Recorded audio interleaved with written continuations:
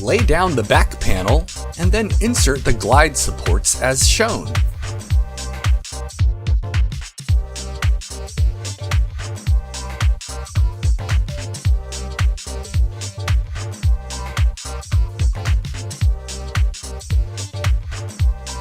Fasten the plastic glide supports to the back panel using the 5/8" wood screws that are included in the box containing the glides.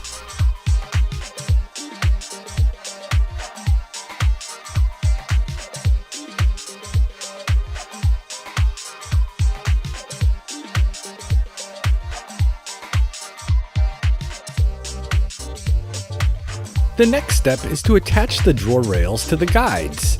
Here's a close-up of how they'll look when they connect to each other.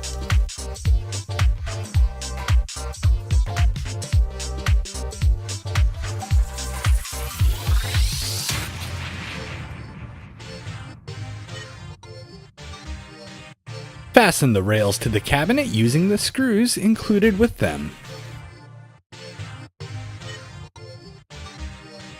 Now, set the drawers on the guides.